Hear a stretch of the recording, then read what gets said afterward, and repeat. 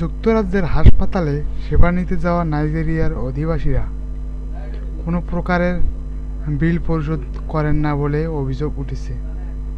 যুক্তরাজ্যের বিখ্যাত গণমাধ্যম দ্য ডেইলি মেইল এক প্রতিবেদন বিষয়টি প্রকাশ করে।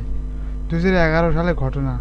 নাম বিম্বো ইলাবোলা, বয়স 38, নাইজেরিয়ার অধিবাসী, পেশায় মেকআপ আর্টিস্ট। তিনি আয়ও করেন বেশ।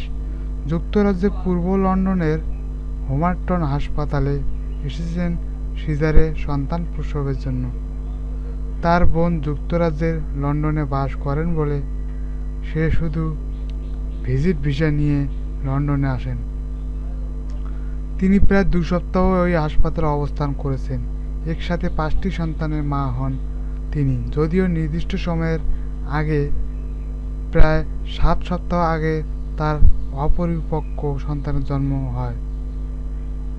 হেমারটন হাসপাতালে তার চিকিৎসাবাদ বিল হয় 1,45,000 পাউন্ড, যা বাংলাদেশি টাকা 2 কোটি টাকা। কিন্তু তিনি হাসপাতালে কোনো বিল না দিয়েই চলে যান। সম্প্রতি ডেইলি মেইলের সাংবাদিক তাকে বিলের বিষয়ে জিজ্ঞাসা করলে সে লন্ডনে আসার কথা অস্বীকার করে এবং বলেন, হাসপাতাল কর্তৃপক্ষ আমাকে কোন বিল পাঠায়নি, তাই শুধু আমি বিল পরিশোধ করব কেন। যুক্তরাজ্যের হাসপাতালে সেবা নিতে যাওয়া নাইজেরিয়ার অধিবাসীরা কোনো প্রকারের বিল পরিশোধ করেন না বলে অভিযোগ উঠেছে। যুক্তরাজ্যের বিখ্যাত গণমাধ্যম দ্য ডেইলি মেইল এক প্রতিবেদন বিষয়।